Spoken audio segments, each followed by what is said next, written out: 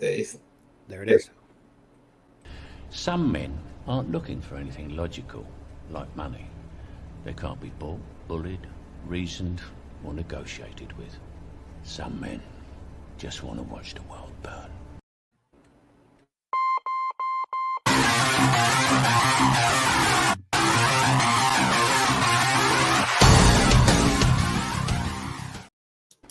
Greetings, everybody. No, we weren't gonna watch the entire Dark Knight. Yeah, it's too late. You're here. Hello, everybody. Welcome.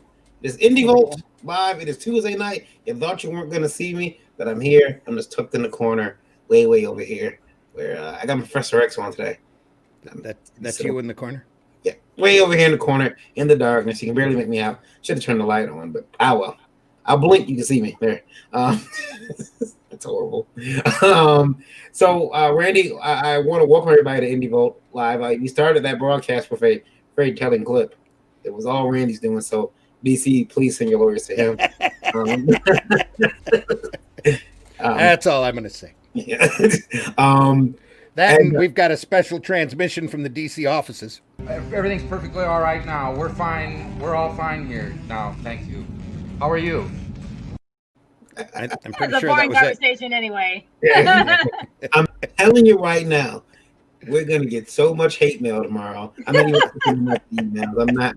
I'm not even opening the emails up. I'm all right. Thank you guys for joining us. This is Indie Vault Live. I am your host, co-founder and publisher of Last Call Comics, as well as the founder of Indie Vault Media LLC. Is it Indie Vault Media Group LLC? Yeah, it's one of them. I am a comic book writer, artist, sensitivity reader, all that stuff. I do it all because why not? They make a job title, I take it. Yeah, you're watching Indie Vault Live. I'm joined as always, by Lola. Lola, you over there? Yeah, you are. I am. Yeah. You forgot about a guest, and I'm talking to the guest right now. Uh-oh. You're supposed to send him a link. I was? Who did I forget? Adrian. Oh, we'll send him one link. I'm sorry. It's the medicine. It's the medicine. I'm medicated, and you won't know what took to get me here. Hi, guys. That's a story, and he's sticking to it. Yeah, you'll know what took to get me here, as well as Mr. Zimmerman. Hello, sir. How are you? I'm good. Hello, everybody. I'm Randy Zimmerman. I have been doing alternative and independent comics for many years. Arrow Comics, Weeby Comics, Massive Comics, freelance with a bunch of indie comic companies. I've done just about everything in the direct market that you can imagine, and then some. I also have the Zim Geek channel on YouTube. That's ZIMMGEEK. That there's new content that should be up shortly. Actually, I was just working on it today. And I think that's it. Really, I'm a commercial, award-winning commercial and graphic artist whose main specialty is sequential art for advertising and education. And been doing a lot of stuff. And we have special guests here tonight.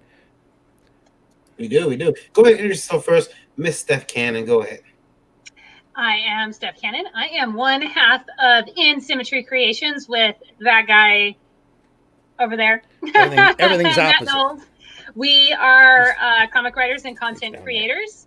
We have a medieval fantasy series on Kickstarter right now. It's 3-issue series. Issue 3 of 3 and the trade is currently on Kickstarter right now, which of course we'll talk about a little bit later. I also have a few short comics that are in some anthologies, the Corpus Anthology, Ith Anthology, and it came out on a Wednesday. And I've been doing this for a couple of years, and we are running around crazy with this Kickstarter right now. Yeah, I've watched the Kickstarter. I looked at it today. I've been. It's funny because I think that I usually me and Randy would always joke about between the competition between Kickstarter and Indiegogo, and thanks to that horrible Katrina, I had to go over there and back her book on Kickstarter, and then now I get projects to show up, and I'm like, I guess I'll back it. Matt, how are you doing? I'm doing good. My name is Matt Knowles. I am the other half of the In Symmetry Creations with that person somewhere. Again, content creator, writer. I'm also a musician. I spent a lot of my time in the metal world, and then just recently, in the last few years, moved into doing written content creation. Heirs of Isildur, which is our steampunk time travel series, actually does have a 12-track metal album that goes along with it. There's 3 music videos on YouTube that goes with it.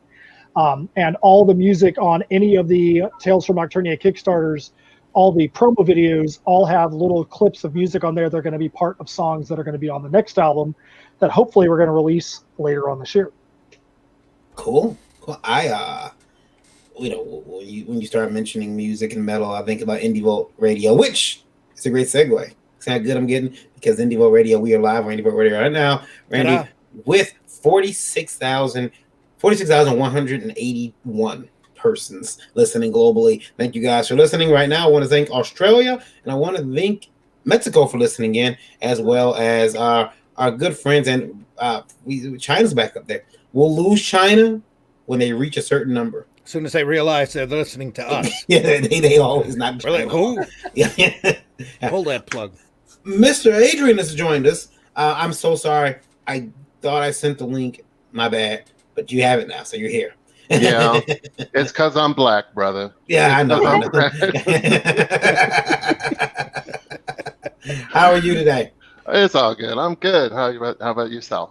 Pretty good. Let everybody know who you are listening on the radio. My name's Adrian Chapetti. I am a publisher with Jericho Projects. I've been doing it off and on about 14 years, and I have just put out a book called Appalachian Assassin, 100 pages, graphic novel. It is available on Barnes & Nobles, Amazon, Comixology, other places, Target, Walmart. Last time you were on, you were still working on the book, so now it's ready. Oh, it's done. DUN. It is here, ready. And the reason I wanted to come back on is because not only do we have this cover, we also have a special variant cover. A variant cover? Yes. Now, variant cover. Variant.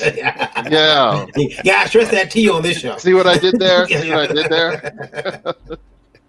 Now, this cover is the one that you get online through all of the ordering channels of Barnes & Nobles and Walmart and Amazon. This one you can only get through me. It's signed by Taylor Ladinka. She is the lovely lady who is on the cover. And this one is only available by direct message to me at Jericho Projects. And that is Twitter, Instagram, and the Facebook fan page. Some of our more perverted listeners will start requesting that she kiss the book. We got some weird requests. We're going to jump into the questions we got. You guys have some perverted listeners. So. Yeah. Dave Brown in the chat. Hello, Dave. Katrina says, dude, badmouth me when I'm not even there to defend myself. This is me shaking my head and trying to get you. Well, when were we badmouthing Katrina? I said that because of her, I had to go back a campaign on Kickstarter. Oh, first time, yeah. That's not badmouthing you, Katrina. That's complaining about Kickstarter. That's positive peer pressure right there. Yeah, there you go. Yep. So we got the I'm gonna post these links to these different campaigns in the description of the video after the show. We're gonna jump into the questions. You guys are gonna be allowed to weigh in on some of these questions because they are from people who wrote in last week for today's show. I always have to ask Randy, how should we start it off, Randy? Should we start it off of a spice? Actually, let's start it off with somebody who wasn't gonna be here tonight. They weren't gonna ask a question because they weren't gonna be here. So this guy sent in a question. Anon again? Oh, Variant Grant? Yeah. Why did you send yourself a question? Because I think I was going to be here tonight. So, Randy, can you talk about what might happen if DC starts to license out characters? For example, Person A secures the rights to Batman while Entity B picks up Superman, with them both now owning rights to the characters. Rogues and more readers will discover they sadly won't be interacting in comics anymore, Lord Reverend Varian Grant, whoever that is. Well, luckily we don't have to address that because DC's not licensing out their characters. They're only, according to the latest responses, that you listen to these comic media people and they jump the gun and like Chicken Little want to run around going, the sky is falling, the sky is falling. Well, the sky is only falling by 1/3 on in DC, and it's the executives decided they were a little top heavy, so they got rid of most of the top, and then they went. I guess hopefully it's not the bottom third are still there, because well, you know, they want to keep people who can sell comics. It sounds like they're actually going to try to do their company as a actual business again, which might be nice, and actually want to go out and try to sell books and produce books that people want to buy. That would be really cool. So they're not current plans, as far as I've been able to read, is not that they're going to be licensing out any of the characters that we're aware of. Though, you know, if they get ready to license out Earth 2, I'm there. You know, or if they need a reprint editor, I totally volunteer, because I probably know their backlog better than most of the editors that are up there now. So. He's volunteering for your poverty price, and you give so many your. I will. I will take poverty wages if you'll let me control their reprints for a while. Heck yeah! Show people what DC is all about. They got some incredible properties, a lot of whimsical stuff, and a lot of things people aren't aware of that are out there. That you know, even if you take out the PC stories and the stories that current context and culture wouldn't allow, you know, the over-exaggerated stereotypes and like I said, the non-PC stuff, there's still plenty of material out there that's incredible that nobody's read in decades, that people need to see. Do you guys want to weigh in on that? Anybody want to add anything to that? Because I sent that to Randy because I didn't think I was going to be on the show tonight. But he wanted me to get on a soapbox, is what it was. Yeah. Well, I hate seeing anybody lose their job. I was a part of a white collar company that, you know, decided they wanted to axe a whole bunch of the wrong people because they wanted to keep a lot of that top heavy in there. But, you know, you hate seeing people lose their jobs. But I think in this day and age, when this is basically the time of you know, the indie era, it's kind of okay to us that are in indies to see there being less of a Marvel influence in DC influence. Obviously, there's still a Marvel influence, but less of those big two, and more room for the lesser known, so to speak, to actually move up the ladder. So from that perspective, I don't mind seeing the big corporate giants kind of, you know, come down a couple notches. Ralph says a shakeup isn't necessarily a bad thing sometimes. And Niobe in the house says, "Word up, homies." Hello in the chat. Yeah, because he called me horrible. Maybe I did. Ralph says that horribly talented. And he meant that with love. Yeah, I meant it with love. Yeah. Adrian, does anybody else want to say anything about that? DC's just losing there. Just real quick. To address that directly, I don't think that's going to happen. I don't think they're going to just be saying, okay, Superman, you're going over here for the all of eternity. Batman, you're going over here. Flash, Wonder Woman, you're over there. No. I mean, will they do like they do with the one-shot crossovers, you know, the Superman and Spider-Man? Maybe, probably. But I don't see that happening as a permanent situation. And like Matt says, I think it is a good thing for the indies, because this is a time that we can step in now that the big two is kind of it's like the big 1.5 now. And well, no, because now that Kevin Feige's in charge, he's been in charge almost for 6 months of everything that's Marvel. It wouldn't surprise me if before the end of the year you see the exact same thing happen over there, where they'll go through and splice out, because they've got a lot of comics over there they are losing money on, that they need a lot of fat that they could trim off of that, just like what DC is doing. So I think we've only seen the tip of the iceberg of these larger companies going through and trimming their fat. And just real quick, and who's to say that this won't be the sprouting of some of these creators that have lost their jobs saying, well, I'm going to start my own company. Yeah. Just like what Image did. Who said that won't happen? We don't know. And I keep saying there's more than enough talent out there, especially in the older generations like myself who've kind of grown out of where these editors think that the talent base lies, that are old workhorses that are used to doing a monthly grind, that if somebody who was starting a company who had the investment to do another comic company could come in and just run the market right now with some really big time talent names just by going in and saying, hey, you want a monthly gig? What were you getting paid before? I can match that. Come on. Let's do a book. I stepped over Stephanie before. Steph, what were you Sorry. saying? That's okay. I was just going to say, I agree with what Ralph said. Actually, I agree with both points that Ralph said, because he said Katrina's talented, and then he said that a shakeup might not be such a bad thing. Mhm. Sometimes, in order to start anew, you have to really start anew. And and like Matt said, I hate to hear of anybody losing their job, but things have been going kind of the same for quite a while with the big two. Maybe now is the time where we'll see something a little bit different. What exactly that means, I'm not entirely sure. But I also don't think that they're going to be licensing out their characters anytime soon. I can't see that happening. I think that would be foolish on their part, and they know it. So I just imagine like Marvel selling their film rights. Because here, take this. John says it's time for indie creators to show their original visions. Ralph says, and hopefully DC can refocus on what the line is or should be all about. And Buddy Lord says Disney lost $5.5 billion. They pretty much have to trim the fat. Yeah, that's a lot of money. I lose $5 and I'm ready to call it a day. But $5.5 billion. I'm climbing the Empire State Building, guys. I don't know about anybody else, but Varian's out of here. That's a lot of loss to recoup.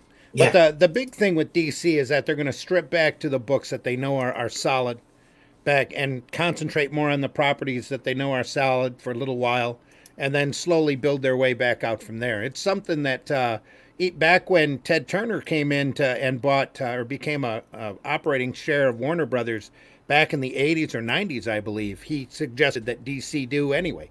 Cut back to the main 12 titles and build back up again. That's pretty much what they're doing here from the way it sounds. So we're not sure exactly which titles are going to be cut just yet. So are you guys ready? They have until December. Yeah. We get one of these questions.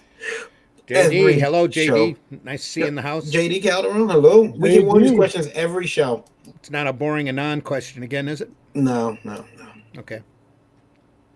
Funny story, for my 30th birthday years ago, my wife dressed up as Lady Death for some afternoon delight. Later that night, we were in the ER because my wife went way overboard and the paint irritated her upright wink. I'm not exactly sure of the placement there, but okay. Her upright wink.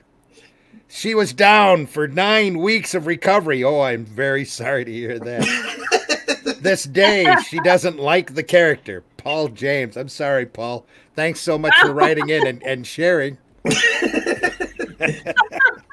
Randy, when I seen it, I had to find out what an upright wink was. And I think it's upright wink. It's like a nudge type of thing. Her upright. Her upright.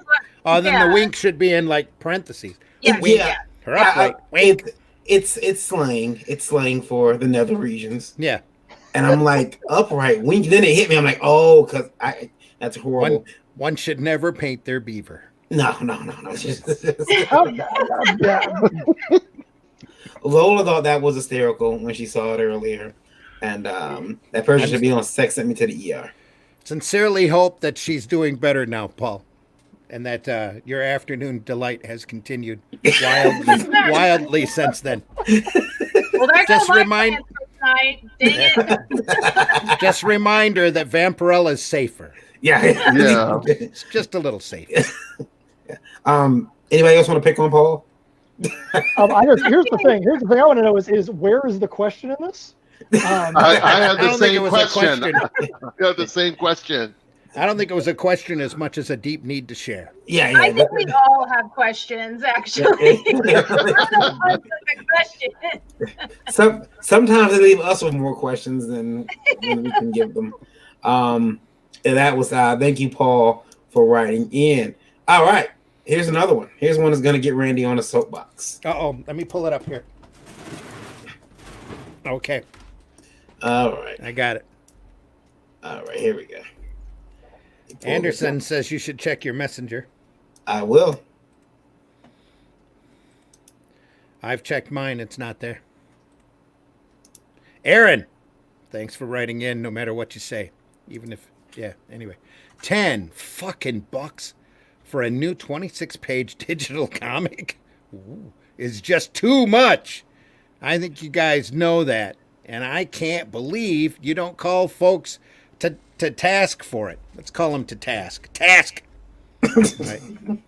Aaron, thanks a lot for writing in. And yes, I do happen to agree. A $10 digital comic might be a little high. Anybody else? Well, is this being crowdfunded, or is this like on Comixology or something like that? I mean, still $10 is insane, but you could pay a little bit more in crowdfunding because you're paying to get the project produced and the art costs and all that. But yeah, $10 for a 26-page digital does seem a little excessive there. I'm not paying it. I say this. I don't think creators have to bring them to task. I think the public will by not buying it. Mm-hmm. Because I don't see a whole lot of people forking out $10 for 26, and whoever does that, I mean, I paid $10 for a 28-page physical book, and I think that was too much, but I just did it anyway because I wanted to support the publisher. But yeah, you speak way more with your wallet by not buying it. Yeah, Ralph Griffin says task. And Rob must know who Aaron is. Because he says, in fairness, Aaron's mom does a lot for $10. Oh, snap. That might not be nice. Hey, man. You see, remember send all that hate mail to I hate Rob at IndieVolt.com. I hate Rob. Yep. At IndieVolt.com. Send all that over there to Rob. He loves it. He loves it. It gives him something to look at in the morning. It's JD says I usually offer 3 books for $8 for digital with my crowdfunders. Yeah. You're on the pricing stuff apparently. And I don't think we have to take people to task for it. I mean, why do we have to be the bad guys here? That's what Ralph says, but it's your party. You can publish what you want to. Yeah. Yeah, people don't have to buy it. Right. No one has to buy it. I mean, you can. All right, there we go. Here we go. Randy, next one. Andy B. If I tip Lola, will she show her feet? Andy B. Hit me and we'll talk about it. She says, hit me and we'll talk about it. Andy B, you're nasty. You just. Hey, what if Andy B tips Lola and Varian shows his knee? Yeah. Could we do that? Yeah, I could do that. I'm willing to show some skin for money. I didn't think it was an option for. We need to put up a little banner, though. Get the kids out of the room, kind of thing. That was a funny one. I had to put it up there. I'm sorry. Here we go. Back to a good question. We didn't run our warning before the show, but we should probably do that now before we start using too many more expletives. The opinions expressed in the preceding broadcast are not necessarily those of IndieVolt Media, LLC, its staff, contributors, or sponsors. Viewer discretion is advised. We have no idea where these ideas come from. And we are rated TVMA, DLSV, because I already see a few swear words in there. Right? Yep. Could be. Yeah. B Roy.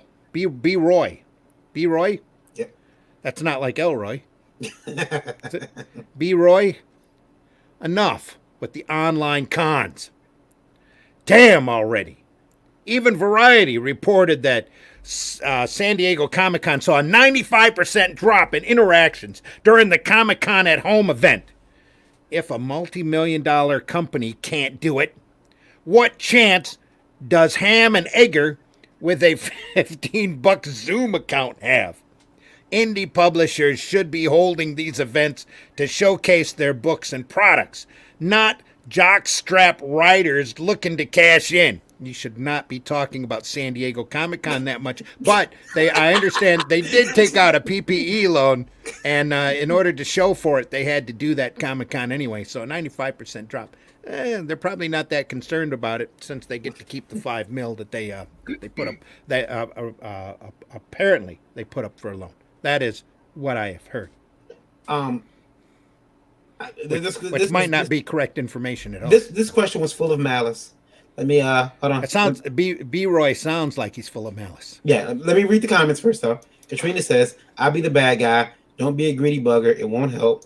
Rob says, "Just a tip of a little sweet." Nothing, just a tip. Right. I can't see that price streaming for readers. Oops, I mean viewers. Buddy says, "I charge $10 for a 48-page book. Much of the reason for that is you charge a low price. People treat it like a cheap book." Rob says, "New York Comic Con will set a bar." And Pops will melt down over Roy's comment. I don't know. Pops in the chat tonight. I'm not sure he is, but I didn't know his feeling on that.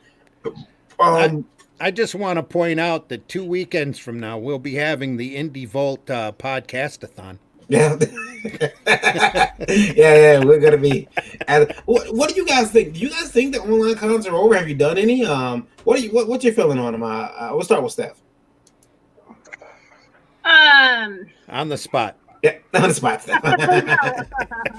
You know what? My connection cut out a little bit. So is this in regards to the online con? Yep, online. Yeah, that wasn't an excuse. I promise to cut out. I just wanted to make sure that we were on the same page there. That's it's okay. Like right Sorry as you for started talking is when it. So, we've been involved in a few online kind of similar cons that we have had good response from. I think it depends on the con. I don't know if I feel as violent about it as what's on the screen right now.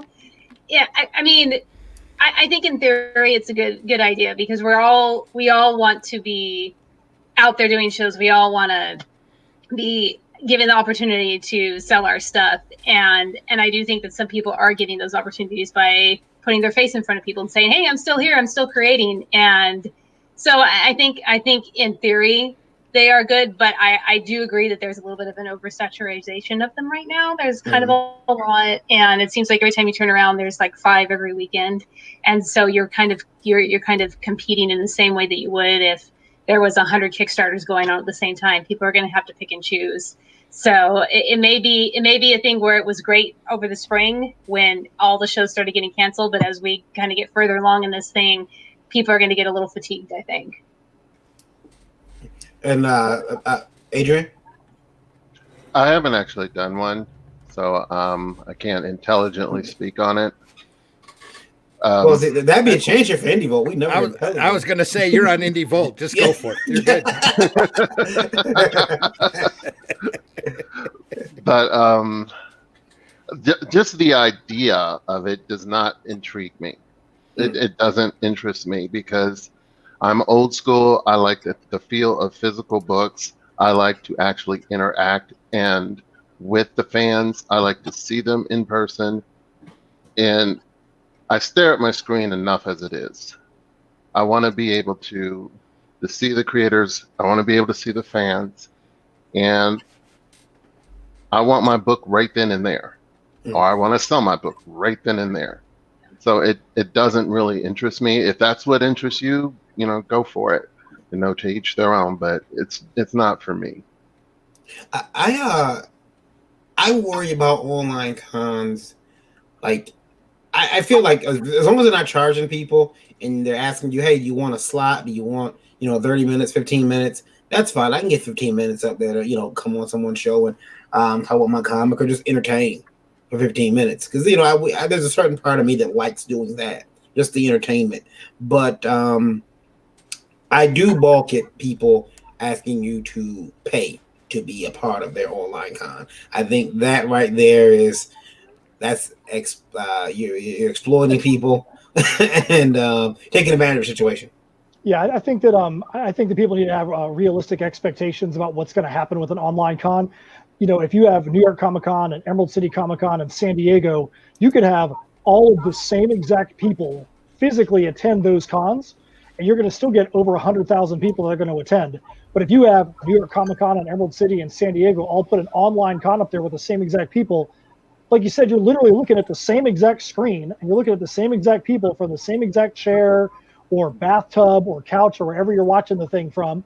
And like you said, it just becomes oversaturation. You're seeing the same things over and over again, and people can't expect they're going to go make thousands of dollars in a slot on the computer because, like you said, you can go out and get on IndieVolt, or you could go out and just do a live stream yourself and probably get a similar type of viewership. Lola, what do you think? You've been a part of one online con. You just had your show on just to kind of pad time. Show. Hmm? It was just a show. It wasn't really a con. What do you think about that? You think we should set up a show? Should acquire table space and sit there and look at the camera and say, "Please buy our shit"? I wouldn't do an online con. No, I have no interest. no interest. I'm not against them. I just have no interest. I see. How evil. How evil. How evil.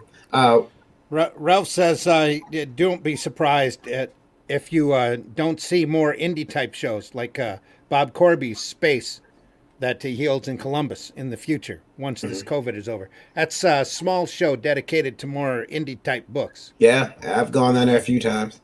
Katrina hopes that's not the case, and then whoops, maybe she read that wrong. And Rob points out that he did a whole show about this and got more views than most online cons. Though, he did it here on IndieVolt. So if you've never seen Space, there's some pictures from Space on IndieVolt's Instagram. Last year's Space, was it 2019? Yeah. Yes. I think there's probably some pictures up there from every the last couple years worth of Spaces at least. Corby puts on an awesome show. Yeah, but on the IndieVolt, on the IndieVolt Instagram, there's some pictures. We were there last year doing some interviews. Rob says, I did a whole show, but he did a whole show. He got more views than most online cons. Yeah, that's because he did it online. And speaking of that, what's our radio number? Radio number right now, Randy, is 57,000 even. So that means we just actually I've never seen an even number. Very rarely have I seen an even number. 57,000 even. So cool. It'll jump up. How's China doing?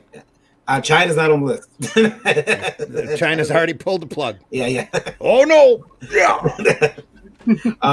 Online cons, not so much. Rogue Artistry says, I totally felt the same. I'm not interested in online cons. Ralph says, people will wait to personally interact with the creators, buy prints and such, and get an opportunity to get a pick or a commission piece at a show. She says she's had a long day. And she also says, Space, my one and only panel, I was awesome in it. Yeah, she hijacked my panel. No, she didn't. And humble. I invited her and chat on. Yeah. Ralph Varian's right. If you want to have a showcase con at no charge just for creators to talk about their work. Yeah. Now, I would be interested to see somebody say, like, again, I got Last Call Comics, to say, hey, here's Last Call Con. We're going to do our own little 4-hour, stream, or we're going to talk about our books and talk to the creators, and hey, look, you can send in, to get this book. And while we're doing the show, the book is actually cheaper, because you got to give them something. You're taking their time up, give them something, offer them. The book is usually, $8. We're doing it for $5.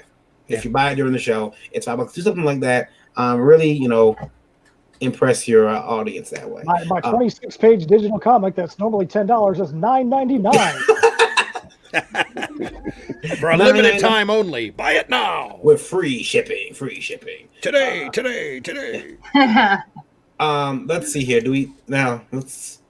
Randy, the last question is a spicy one. It comes from our buddy Anon. Rob's in the green room eating Cheetos. Yeah. Rob might pop in, but here we go. Here we go. Oh, yeah, he might not want to be there. Okay. Here we go. Hang on. Oh, here we go. It's Anon. Remember, we're TVMA DLSV. Mm-hmm. It's from Anon? Yeah, well, it's from Anon, but I don't know. Yeah, go ahead. Being unwilling to condemn the hate group, Comicsgate, makes you all culprits for its reputation. Culpable. Yeah. Okay. Sorry. Being unwilling to condemn the hate group, Comicsgate, shouldn't that be comma? No? Makes you all culpable for its reputation. Why don't you all just admit you're anything more than card-carrying members and get on with it? Comic industry journalists, my ass. Fuck you all. First of all, I really feel, wow. My heart Fuck you too. Yeah. I have never listen. I want to say I have been called a number of things on the show. I have been called the Silver Spoon Coon. I have been called a moon. I've been called a moon calf. I have been called. What else have we been called? We've been called ass boys. You and I, Randy. Moon calf. Yeah, Yep. moon calf Yep. and ass boys. No. The sup ass boy. Yeah, the sup ass boys. Yeah, we've been called all those things. Now does it get told straight up? Fuck you. My heart. My heart. I can't take it. Well, we welcome his letter because our feedback will be better because of your setback. So obviously, this insecure and quite frankly uneducated person listens to our broadcast, but has its blinders on as to the rest of the industry. So we must request, sir, that you get an education, or ma'am, that you get an education and do it soon, because you're really, quite frankly, you're aiming at the wrong hate group, or perhaps you are part of the wrong hate group, or at the actual hate group that's out there. I got a question too, by the way. I want it marked at 9:37 on August 11th, 2020 was the first time someone actually cussed out Lola as well. There you go. And how dare you? How Lola, dare you? Lola usually takes it. Normally, something like you two guys are jerks, and they leave Lola out of it. How's it feel, Lola? Welcome to the club. How's it feel? Does it hurt? I don't care. No. Does Fuck it? him back. Fuck her back. Whatever it is. That's fuck everybody. Okay, I get it. Let's see here. Katrina says I needed some flavor. Artist says, Variant Bro, OnlyFans and Comic Con online are just ideas. You should definitely do an online con, man. I'm signed up. Yeah, I would like to do a Comic Con with my company and just kind of sit there for 4 hours and talk to people. Sean said that was all heat and no flavor. John Lee says, hi, everyone. Hello, John. And Rose says, fuck dude. He wouldn't dare say that shit in person. Keep doing y'all thing. This individual needs to learn to keep their emotions in check. Some of us love this show. Yeah, and that will come to Andrew Frey says, well, that comment seems a bit harsh. It does. And Rob, Rob is trolling people. What does that say? Rob is trolling people saying comic gay. He's just trolling. No, it's funny. We have not. We will not bash anybody on the show. You could be an SJW, you could be comics gay. I don't bash you. And it's a shame on this person to want to pigeonhole us for not hating. Yeah, I like everybody. This guy needs to get an education. This guy or gal or this anon person needs to get an education. We're here to push good comics. That's it. I like everybody except Dan Slott. There. But everybody knows that. Everybody knows that. Me and Dan don't get along. Me and Dan don't get along. I got a list. Block me on Twitter. Anyway, I got a list. How dare they? And I am guilty of a little light trolling from time to time. But we don't condemn anybody on the show. We've had people who hate Comics Gate on. We have people who love Comics Gate on. There is absolutely no hate. And we don't have it on the show. We don't allow. We find it, we kick it off. So and Anonymous, what good does your trolling do? You know, what good does you spreading your hate actually do to help good comics out there? Well, that's the thing. When you have people making good books, I don't care who they are. I want to read their books. I'm looking at the Tales. I'm looking at Tales from the Turner book behind Matt, and I'm like, man, that looks cool. That font. I'm in there. I'm in there. That's what I'm talking about, Varian. Yes, sir. Appalachian Assassin looks like Adrian plucked that out of my head, and I'm going to sue him. No, I'm just kidding. No, you know what? It's funny because the Appalachian Assassin, you got characters on the cover with guns, and it reminds me of one of my covers to one of my books, and I'm like, man, probably reminds you of one of your neighbors. It probably does, yeah. What the thing was, I remember someone asked me, they said, Varian, why do you have all white characters on the cover of your book? I said, have you seen the sales? Look at this. See, I'm a bit of a prick though. Let's talk about comics though. Let's talk about good comics because we've got guests here who have great comics and they don't care what they don't care about this division between size. They want you to buy their books. We want you to buy their books. And quite honestly, Anonymous, you shouldn't either. You know, let's just celebrate great comics. Yeah, From every source we can possibly grab them from. Let's And- celebrate the art form and not be so tied up in hate over who voted for who. Come on. And I want to Jeez. say this too. I want to say this. I was reading through some indie comics the other day, some trades. There you go. And That's I noticed exactly. one of them. I noticed something about the indie trades, except for one. One of the books all had. They were very much self-completed stories. You could read it. You could get off if you wanted to at that point. You could say, okay, I'm done with this series. Never reading it again. Whereas, comics, mainly mainstream comics, are meant to have you come back month after month after month to get the entire story. I think the indie comics right now are doing something kind of really cool where they give you the best story they can for the number of pages that they have. And I think that's one of the strengths of indie comics. People telling good, almost wholly self-contained stories. Sure, they want you to come back with the second one, or the third one, or the fourth, however many it might take. But they're trying to tell you the best story because they know and they appreciate your dollar that much more. Let's move on to those comics, though. Now we are going to Steph. Are we going to start with you or Matt? Who's in the green room right now? I have no idea. Somebody in the green room No wants one's to come in in. the Are you Oh, sure? Oh, yeah. I think somebody's in the green room wants to come in. See. It's a chair. Oh no, Chair stream! he's not there at all. Chair stream. Hey, he's has that not cup there. always been there? What? Has that cup always been there? That cup is That cup full always of been- pins? Has it? Yeah. Okay. By the way, those little So gray is that blocks. display of Copics back Yeah. there? That whole big rack. Whoops. That those gray cubes. I looked those up because I'm like, what did he call it earlier? Jockstrap rider. I'm like, oh, I want some of those cubes. I looked them up. Nah. I'm not paying that much for plastic.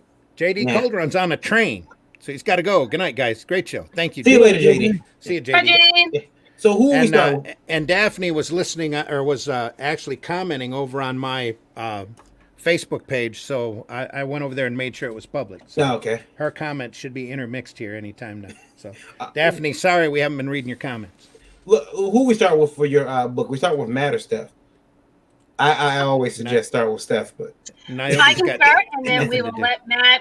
We've done a few of these, so I think we've got a little bit of asymmetry when right. we do it.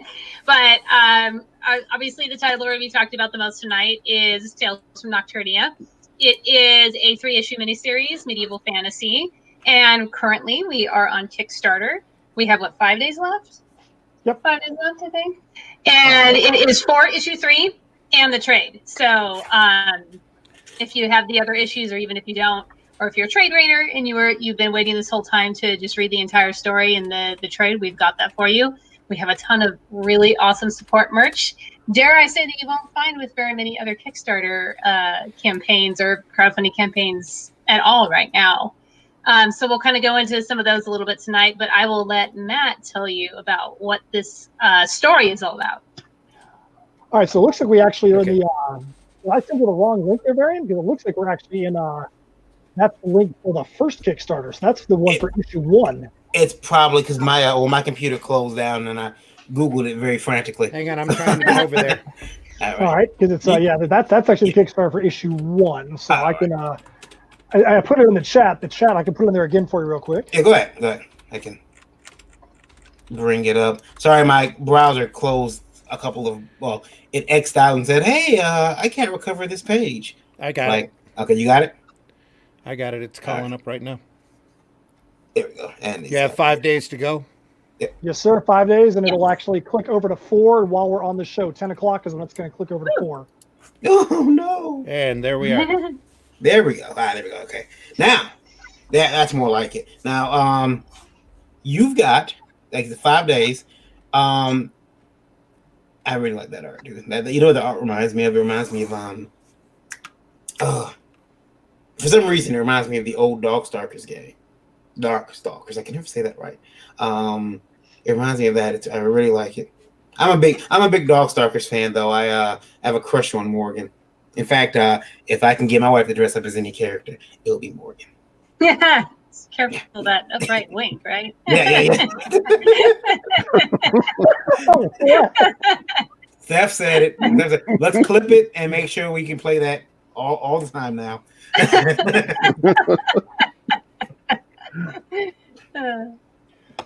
So Well, yeah, tell us about it. Okay, so Tales from Nocturnia is about a medieval kingdom who has seen all of its leaders, including its king, either die or disappear. The best friend of the king was executed for having an affair with the queen. The queen either jumped or was pushed at his execution. The king kind of lost his mind for a little bit, got on his horse, and rode out into the wilderness. Now, our two stories connect, Heirs of Isildur and Tales from Nocturnia, in one spot, and that's where the king rides off into the wilderness, and a portal opens up, which takes him into our steampunk time travel series. The individuals that are in Nocturnia have no idea this happened. They don't even know what a portal is. All they know is our king has abandoned us. They have an imminent invasion from the kingdom of Sinisteria, and they're looking for leadership. And leadership comes from the unlikeliest of places, which is their executioner, Beninock, who you see on the backdrop behind me, one of these places. Beninock is so distraught when the queen jumps to her death at the execution. He wants nothing to do with being an executioner anymore. And he becomes a central figure in the story where we kind of see it through his eyes, what's happening in the different kingdoms, his making a declaration. He wants to put the executioner's axe down, and him trying to find that next path for himself, which takes him to ending up being a babysitter for the Iron Forger's little daughter at one point. He's in the, like, you see a picture of him playing with dolls, and you're like, what the heck is the executioner doing this while there's an imminent invasion going on? And we get to explore the actual invasion that does happen between these two kingdoms. Right there on the screen, you see the Trinity of Evil, which are the three leaders of Sinisteria. You see King Narcath, who's in the middle. You see, or Lord Narcath, you see his Countess Endlin, who is to the left, and you get to see the Beast of Erminoth, who's to the right. They're the three that lead over all the forces that are in the Dragon's Lair of Sinisteria. And that's basically, in a nutshell, the overview of where we're at in the story. Cool. See a couple perks there. What was that? I see a couple of different perks there. You guys have unlocked quite a few things. Milestone perk, the stretch goals, the $5,000 stretch goal. Yeah, you guys are, wow, you're pretty far up there. Let me see here. I think you guys are gonna end up breaking that 8,000. Or have you already? Well, you know what? I need to fix that graphic. We did break 8,000. The next 8,000, yeah. one's at 9,000. Mhm. What Steph had kind of alluded to, if you look at that video right there that says Dragon Lord on it, Mhm. we have a leather worker that we work with that we know from our steampunk stuff That's that right. we do, and he's always done gauntlets for us and things like that. And they came to us when we started this campaign. We didn't even ask them. They came to us like, hey, we want to up our game and we want to do some cool stuff for you guys for this campaign. And we got this and we got this, and we have this Dragon Lord mask that we're going to make for you guys for the Kickstarter campaign. And Steph and I saw this thing you're about to see, and we're like, what the heck are we going to do with this on a comic campaign? Well, Yeah. this doesn't even make any sense, but we found a way to work it in. And we've actually sold a few of these things. That's a $300 handmade leather mask. And there's some of our fans that are just completely down with that. And they're like, man, get me it. I want it in plagues. They have four different color variations. Like, give me the plague variation. Give me the war variation. We're like, whatever you want, dude. If you want it, we'll love it. We'll sell whatever. We've got Dragonhead keychains, Dragonhead wall mounts. We've got wooden laser engraved logo stickers. We've got wooden laser engraved coasters and plaques. We've got COVID masks. We're not going to say COVID masks. We have super sexy face masks. We've got Dragon's Lair t-shirts. We've got 5 hologram trading cards that we're going to do in this, and we also have some Walter Ostley Garbage Pail Kid homage covers that we had him do for this as well. So we have some Garbage Pail right there, based off of Adam Bomb from the Garbage Pail Kids. We took our two main characters there, Beninock and Verminoth, and turned them into the old Adam Bomb there from Garbage Pail Kids. We've got regular of that, foil of that, and then we also have some foil trading cards of that as well. Foil trading cards, I'm there. Heck yeah, man, we got a bunch. I think there's 5 in this one right now. Anybody that pledges physically gets 3 of them, and then if you pledge for $20 or more before shipping, you get 5 of those foil cards. I have a horrible confession in this, that I'm like a foil addict. Like when I keep joking because I I'm personally, like, if you're, excuse me, if you're looking for an issue of Clive Barker's Hyperkind comic from the '90s, you can't find it because I own them all. Um, every time I find that book, I buy it, no matter the cost, and it's because I got this weird fascination with it. The cover's all shiny and it's embossed. And I'm like, this is a comic. Look at this. First time I showed it to, I pulled out of the dollar bin at a bookstore. I'm like, look, Krista, look, look. And I go down and I'm like, look. And she's like, this, okay. I'm like, I gotta buy it. And she's like, I think you have this one. I'm like, so? I don't have this one. Yeah. I was at a Comic-Con. In South Dakota. And the guy's like, yeah, buy. I don't know how this guy's math was working, but he was like, buy 5 books, get 10 free. And I'm like, okay. And I'm going through there, and I'm like, and then he's got like 30 Hyperkinds. And I'm like, there we go. And I buy them all. I brought home like a stack of Hyperkinds. I'm like, yeah, this is awesome. And I mean, I've read the book, but I can't remember anything special about it. But I'm a foil lover. The book has got foil on it, or door hangers. I'll beat right into the joke, or door hangers. Well, we got 3 foils up in here, and we got both Garbage Pail Kids are foil. We have the Dragon's Lair logo that you can get as a foil, as virgin foil, and then the 2, actually all 5, like I said, all 5 of the trading cards, and one of the trading cards in here, actually what you're looking at right there, that is the 9 covers of the 9 of the 10 covers we had for issues 1 and 2. And we had so many different pieces of merchandise that we made for the first 2 and for this one.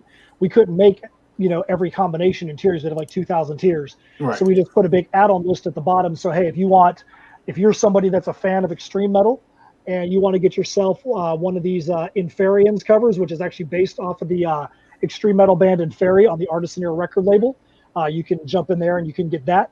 If you wanted to get one of the Brian Silverbacks Virgin foils that's called Face Off, if you want to get one of those, you can add those on there as well. We wanted to make sure people had the ability to get anything they wanted without having to to look for a month and a half through the all the list of tiers we had over there. Mm-hmm. Now, with that book ending in it's going to be 4 days in a couple of minutes here, are you guys? I mean, this is a collected series.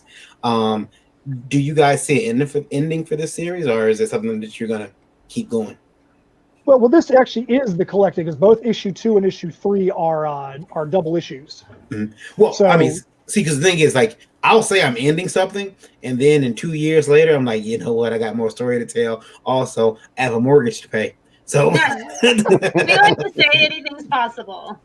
Yeah, we definitely feel confident about the way that we are going to conclude this story arc. Mm-hmm. That we're going to wrap up a lot of the loose ends and things that are there, but at the same time, we also are going to leave open enough spots that if we wanted to tell a side story or do a one shot about some of the secondary characters in the story, that we could do that as well. We really enjoy the IPs that we have between the characters that are heirs of Isildur and the characters of Tales from Nocturnia, and we definitely do not see them ending or being done with the end of the series. We know there's going to be a way to be able to keep this IP moving forward in some way, shape, or form.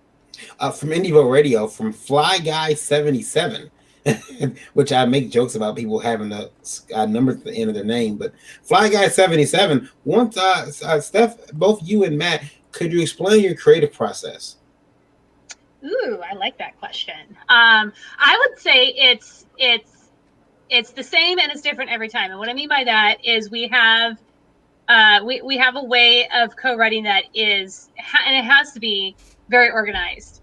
Matt could probably get paid and is the spokesperson at this point for Google Sheets and Google Docs. I mean, he did that with his previous job, and that's where we document everything, so we keep track of everything, and that's where we write our scripts. The creative process as far as co-writing goes really is kind of different every time and evolves even within the same story. With our previous title, the Steampunk Time Travel series, Heirs of Isildur, I came into the picture. I met Matt after he had already, that was his creation, his baby. And so I stepped in as a story consultant and editor because he already had the idea for the story down. With Nocturnia, it's been great because we've been able to kind of, write the story from the ground up. And it's kind of evolved because we used to say, and we say it less now. So I think I can go on the record to say, we used to say, oh, there's always going to be one person in the driver's seat and one person in the passenger seat. That's Matt's phrase that he coined, meaning that there was always somebody that had a little bit more pull or authority or say in something if there was a disagreement or we were lost on something. But we don't say that as much anymore, and I feel like that's not really how we write anymore. I mean, wouldn't you agree? I would say this. This is how I would say it. We are not concerned with, oh, I wrote this paragraph and you wrote this paragraph, and well, I wrote 10 paragraphs and you only wrote 2, so it means I should have more credit. There's always going to be something where you can say one person kind of took the lead, but that doesn't really mean that the other person is the person in the back seat just kind of along for the ride. One person's always going to have a little bit of motivation or flow. They're going to feel the vibe, and the other person is going to kind of help to flesh out those ideas. And one of the phrases that Steph coined early on when we started working together was, no matter what we do, we're 100% 50-50, because we don't want to get lost in the, well, is this really more my creation or your creation, or I did 95 and you did 5, because we know we're working on a lot of projects together. We're even talking about one today that we can't do any kind of announcement on or anything, but that one is going to be very much a Steph in the driver's seat kind of project, where I'm going to be helping her to get the kind of story that she's looking for. With Nocturnia or with some of the side stories, there may be some parts that I've had a little bit of a leading on, but a lot of times those leadings come from great ideas that Steph came up with. Like you'll see a lot of familial things in Nocturnia that we've really developed and that play a big part in the story. Our initial discussions, that didn't even exist. And Steph said, we've got to have brothers and sisters and other relations and things like that, because people really gravitate towards, there's family members fighting over here, there's brothers fighting over here. And who knows if the ideas that I came up with would have ever even happened if Steph didn't have that idea in the first place. So it's like, which came first, the chicken or the egg? We don't care about how to separate it back out, as long as we get that story we want at the end and we keep focused on making it the best thing as possible at the end, then we're good to go. I want to say too, I've heard the credits referred to as the credits if the story is good, and the blames if it isn't. And the blames means that's who's responsible for this shit. And I said that a few times, especially with modern Marvel stuff. I wonder who's responsible for it all the time. I do like the fact that you guys switch off like that. That's pretty cool. Lola and I are working on the story together, and I find that just like with marriage, it is just much easier to let her have her way, and then fix stuff when she's not looking. It is much easier, and try to turn on. I'm gonna adjust this, I'm gonna adjust that, and then she'll eventually discover what I've done and switch it back to the way she wants it. But that is really cool that you guys are able to work together, and two, because I find that I really prefer like writing by myself, because I write to entertain myself. I would be a nervous wreck if I had to share the script with someone else, because if I'm writing a story with Adrian, he might get to him like, what the hell is this? What are you writing? You do know how to write, don't you? And so and that's only because I've had my artwork judged by Randy. So I'm very only once, but it threw you off. A year. And threw me off a whole year. Like, I'm taking this. Not everyone can do it. Not everyone can co-write together. I think it takes the right meshing of personalities. There's probably a lot of people that I wouldn't be able to co-write with, but Matt and I are on video chat all day long. It's like family, and so you just, if there's a disagreement, you move on from it, and today's a new day, and we've got to create this thing. That's the most important part. With Randy, it was that scene for Spider-Man. Somebody's alarm going off. It's not an alarm. It's someone's cell phone. Well, here's the thing. I don't know if you guys have this annoying thing that happens, but in Facebook Messenger, they have these mandatory ads that'll pop up, and they pop up at full volume at the most inopportune times, and you can't shut them off. And my thing just did that, so I'm trying to like stick it under my leg and stuff like that because I couldn't get it to turn off. So sorry. I've never seen that, but that would be that. Yeah. The only Facebook Messenger thing problem that we have is that guys call Lola out of nowhere. All the time. Yeah, they'll call her and send her pictures of their junkies, their junk, and like, yeah, look at this. Their nether regions. Yeah, their nether regions. Never any pictures of upright winks though. Never that. Yeah. Just the ones that you point and laugh at. That's yeah. So that is turtle. Now, are you guys shipping that worldwide, by the way? Absolutely. I mean, worldwide shipping is complete trash because it's so expensive. Yeah. Everything in there that is a tier that is just the comics and the cards and whatnot and the trading card packs that we have, those things go all worldwide. When it's the leather stuff and the wood, we right now have that only shipping to the USA. We actually had a friend of ours that's from New Zealand, and he was like, you can't include any of those wood items in a package going to New Zealand because they're going to see that as an illegal import. And I was like, I would never know that. He's like, yeah, if you do that, it's going to get stuck on the port, so we can't ship any of that stuff out anywhere else. But yes, everything is worldwide. We definitely have digital packs up there for people that don't want to be paying $37 in shipping. But yeah, we'll ship wherever. It doesn't matter. Ship to the freaking moon if they pay the shipping to it. And I mentioned that because right now, Randy, we are at 72,600. So 72,600 listening right now. That is a new record, is it not? It is. It is a new record. And you guys can go check out Tales from Nocturnia, number 1 through 3, the complete Legendary Saga book on Kickstarter right now. You got 4 days to do it, guys. 4 days left. It's actually 4 days right now. Yep. So you got 4 days left. Not a lot of time. Get in on this and check this book out. Got a lot of cool perks up there. A lot of cool things. Not COVID masks. Sexy ninja face coverings. That's right. Super sexy masks, man. Lola says she wants one of those, and I'm telling you right now. Let me tell you something. And COVID is doing something. This whole mask thing is doing something that is amazing. I know a friend of mine who is he is very he's not aesthetically pleasing to anybody, and in fact, I understand his mother tried to put him back in when he was born. But the thing is, he has with wearing these masks, he has been able to secure dates. He has been able, because they can't see his face, he's been able to secure dates. He may be not expecting his first child. This is awesome news. Ladies, it works for you too. When fella putting makeup on, let's do the eyes. Because I'm telling you right now, the eye game makeup I'm seeing out here lately, the game that these women are doing, it is on point. Because they don't have to worry about any of this stuff down here. Just do the eyes, throw your pajamas on, still go to Walmart. We're still looking. We're still looking. Now, Adrian agrees with me. We're gonna come back to this when we get ready to end the show. Let's talk about Appalachian Assassin from Mr. Adrian Petty. Okay. Adrian, real quick. How come you have not cashed in on the last name? On the which last name are you talking about? Your last name. The petty part. I would so be. I made a whole Facebook persona called Prince Petty. They took it down, and I would say the meanest thing to my friends. It was awesome. But I also think that Adrian and I have if you move the A and the D around, they have the same name.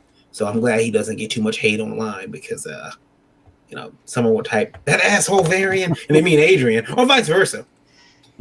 But you have Jericho Projects. That's your handle on Twitter. And I believe I'm following you on Twitter. Yeah, Twitter, Instagram, Facebook. That's what I go by.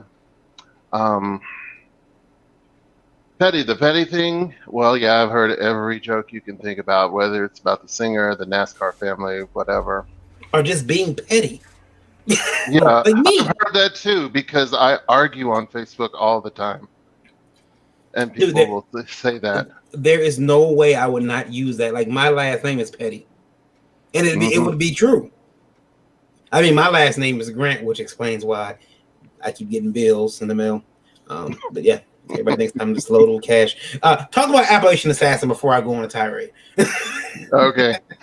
The book is about a young girl who is met by this mysterious person that comes into her town in the Appalachian Mountains of Tennessee, small town, and decides he wants to marry her. She is at death's door. She's sick. She's being abused in any way you can think of. She's not very smart. She's not popular. And she's about to die. The stranger happens to be a special ops soldier, and he sees something in her. And he decides he's going to turn her into an elite assassin. And the book, which was illustrated by a very, very talented man from the Philippines, Carl Embzaldo, and it was colored by a longtime friend of mine, Sherry Hunt. 100 pages long, took us about 2 years to get through. Okay. And picked up by Marcosia. Is, like I said now earlier, it's now out through Barnes and Nobles, it's through Amazon, and I'm getting a lot of interesting feedback on it. That's cool. Some people love it, some people hate it. Why do people hate it, man? Why do people hate it? I want to know that first, man. Okay, they hate it because I address topics that you don't normally see in "quote unquote" superhero comic book stories, like sexual abuse and sexual assault, and I also address things like PTSD, things that our military people go through, and these are things that make people very uncomfortable. And I mix all these things into which basically a love story. On the back of it, the tagline is "Assassins need love too." And a lot of people are just very uncomfortable with it. And a lot of people are like, thank you. This is exactly something we've never seen before. This is something that's unique.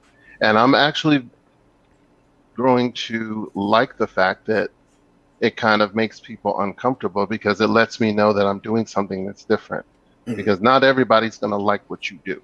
Do you think this is a book that, like I've said before on this show, that damn lion book, Pride, I did not expect to have the emotional reaction I had afterwards. Unfortunately, I was reading the book. I was reading the book all day. I started reading it, couldn't put it down. So you end up in the bathroom with the book. And there it is at the end of the book, and I'm sitting on the toilet crying. And Lola can hear me sniffling in the bathroom. Like, you okay? And I'm like, yeah. I'm just crying over a comic book, which I've never had that experience. Well, no, I have twice. And I think, Adrian, when you start dealing with PTSD, issues that some people have dealt with, you risk having those emotional reactions. That what you're aiming for? You're going to make me cry with this book? I think there are going to be some things that would do that. I did a lot of research on this book because there's also some dealings with the actual training itself that deal with things that special ops people do. And I was not going to be called out by military people saying, Adrian, that's not how you do it. So I made sure I did a lot of research. I did research with military people. I read up for people who were in SEAL Team 6. I wanted to make sure everything that I put in here was authentic in terms of how that was portrayed in the book. And then mixing that in with real life things.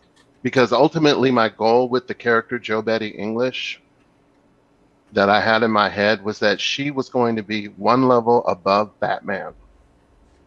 That was my template for who she was and how she was going to be portrayed. No superpowers. But if it was her and Bruce Wayne, she's kicking his ass.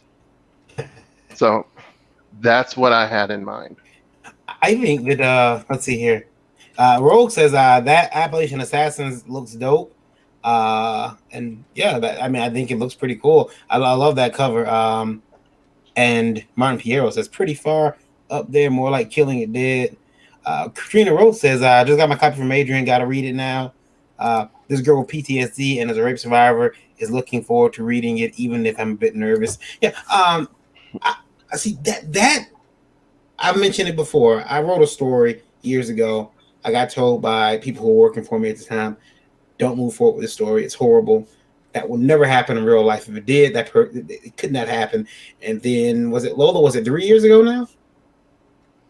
4 years ago now? I'm sorry, I was reading something. Oh, it around the corner, that incident that happened in the neighborhood. With the young lady.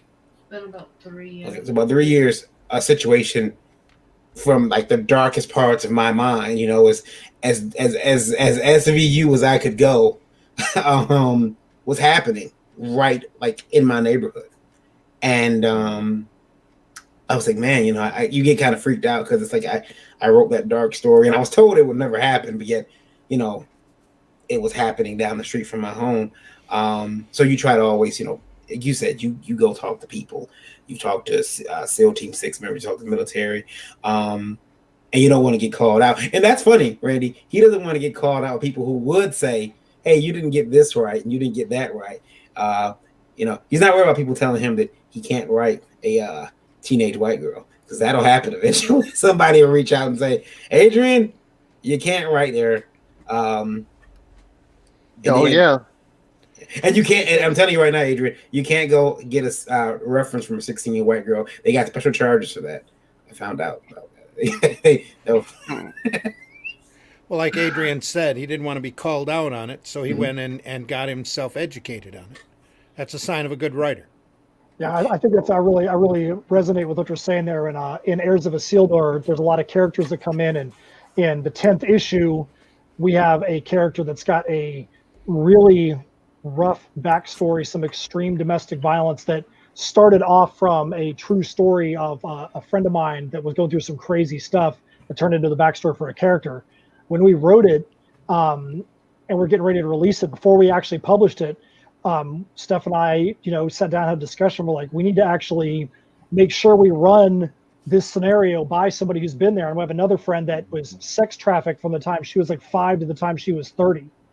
And we actually allowed her to be a consultant on the issue and just be like, what this character does it make sense? Is this something that you would see somebody who's had this kind of stuff happen to her actually do?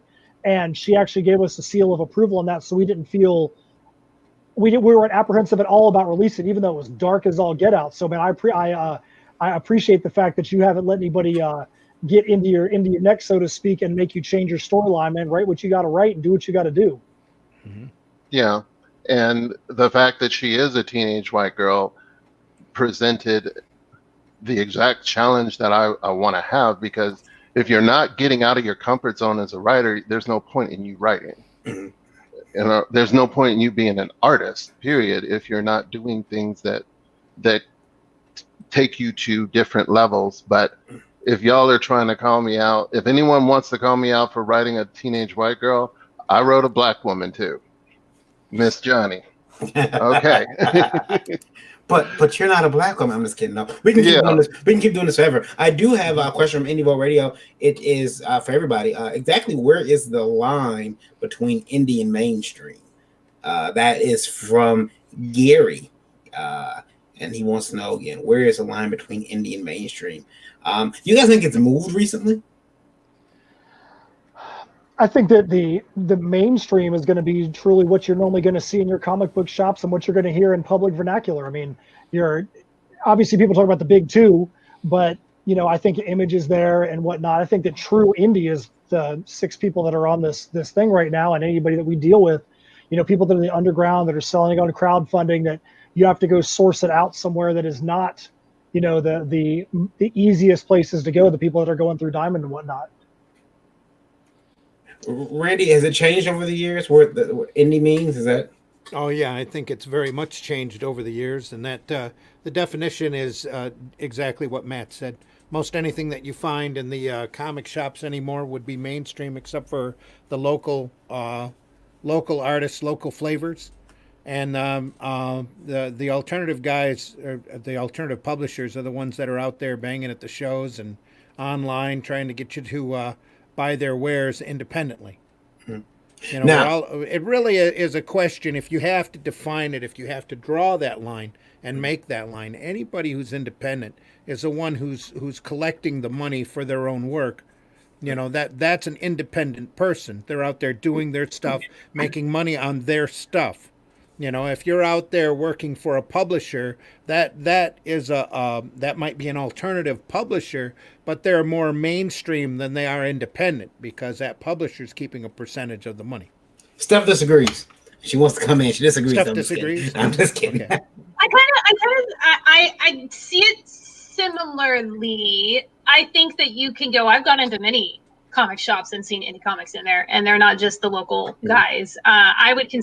I don't consider Image indie. I have gone into some comic shops before that have an indie section, and it's Image. Yeah. And Yeah, that's one of those. You have one of those incredibly rare shops that want to pick up a variety of stuff in order to sell to a variety audience, and that's awesome. But those shops are very rare. I have seen more shops that have carried what I consider indie publishers like Vault. I've been seeing those in shops more and more. We have done quite a few comic shop signings over the last year or so. I don't know if I would consider Vault to be indie as much as alternative. They're an alternative publisher. I guess it's semantics at that point. Mm-hmm. It is. Steph, you've done work. I mean, you've been over at Alterna, which is pretty much still thought of as a indie company. Yep. They're an alternative publisher. Yeah, so you've been there and draw that line. Yeah, we keep moving the line. I will say this: I think the idea is to go from indie to mainstream. I don't think there's anyone here who put out a comic for it not to be read.